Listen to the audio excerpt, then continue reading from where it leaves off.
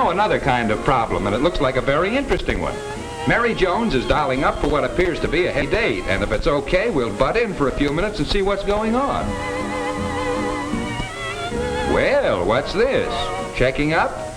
Working from diagrams? Following instructions? Absolutely. Scientific art of beauty. The latest from Loveliness Laboratories. Research to the rescue, helping Mary emphasize all the nice things in her very nice face, showing her how to minimize certain features, how to accent others. Lady, science has done all right by you. You sure look swell. Uh-oh, now she's gone and ruined everything. But beauty science could have helped her here, too. Let's go to beauty headquarters. Yes, Hollywood. And meet famous Paramount makeup man Eddie Sands, who thinks that glasses like hairdos can flatter the features. That just like eyebrow and lip lines, the lines of one's glasses can bring out good points, make bad points inconspicuous.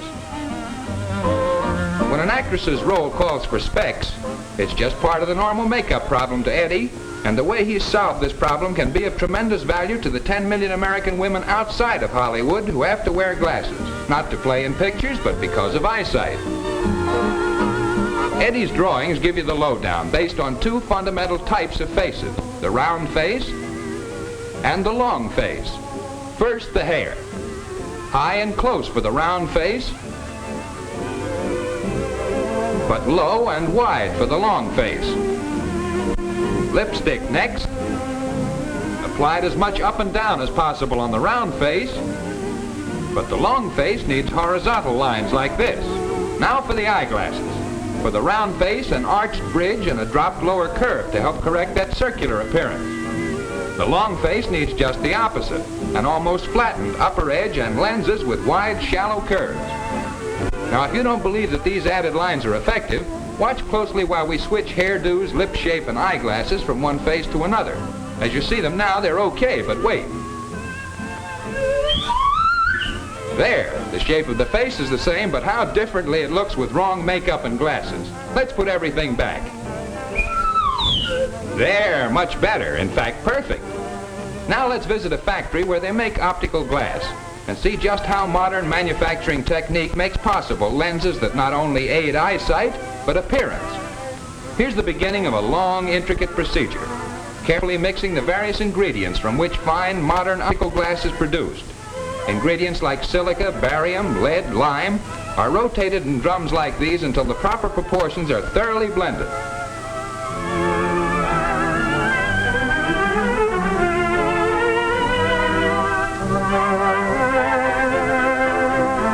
Furnaces in an optical glass factory have to be just the right heat, and they have to be kept at just the right heat as the various basic ingredients become molten.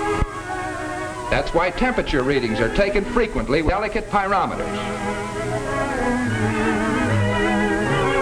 And after 24 hours of cooking and stirring, a miracle occurs. The contents of the special clay pots are now liquid glass, white hot, 2,800 degrees Fahrenheit.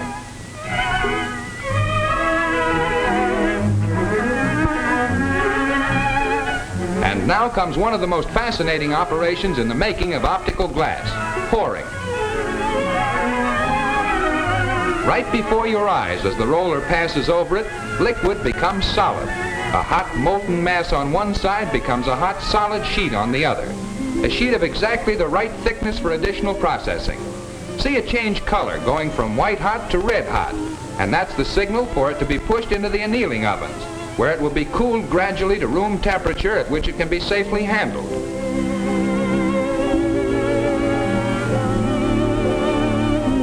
Much later now and much cooler now. Also a few cracks, but they don't hurt. Yes, the sheet of glass is ready for cutting into squares, but not every square is used. As the cutter cuts, he's also looking for defects. He assorts and discards, as does everyone who works with the glass from now on. Actually, only about 25% of the original pouring finds its way into finished spectacles. Now, reheated and softened, the squares are shaped into approximate lens forms. First, roughly in an oven, then more exactly shaped in a molding press. They're not squares any longer, and they're not called squares now, they're called blanks.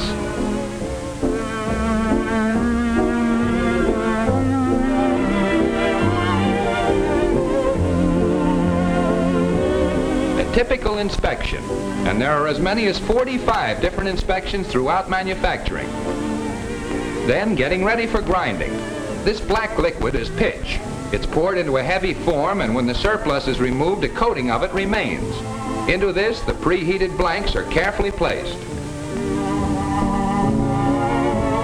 The pitch holds them firmly in position, whether on the bowl or on this drum, each symbolic of the countless forms used in the delicate grinding process. Hundreds of ingenious machines grinding millions of highly complicated basic lens prescriptions. A series of operations requiring the utmost accuracy and precision.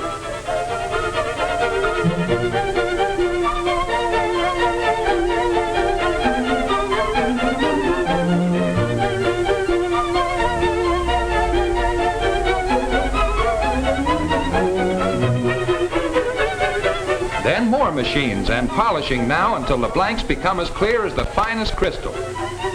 A bath in a special cleansing solution, and when they emerge from the suds, their official name has changed from blanks to lenses. Yes, they're almost ready for frames. But not quite. Centers of vision have to be carefully marked on each lens, and the proper axis must be determined.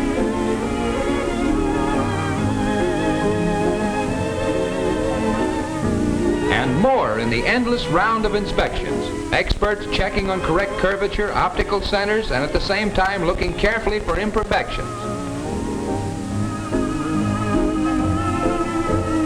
Then the manufacturing process is over. The lens is ready for your specialist and his final grinding to your own prescription and face requirements. Basic shaping of the lens is done by various cutting devices.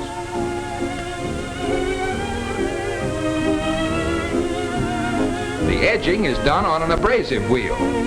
Yes, the fundamental round lens can be fashioned into any one of 300 shapes to help the appearance as well as eyesight, which brings us back to Mary Jones. Still don't like your old specs, Mary? Neither do we. Take them off. They're not right for your face. But these are a set of 3, for just as a woman varies her wardrobe for different occasions, so can she find exciting variations in her glasses. These for formal wear. These for sports, same lens but tinted. And these for informal day wear, fitting right into the pretty picture that's Mary's face. Yes, science has entered every field of beauty today. No matter what the problem or what type of face we have, advice is available to us. So that in a highly competitive world where appearance counts for so much, each of us can always look his best.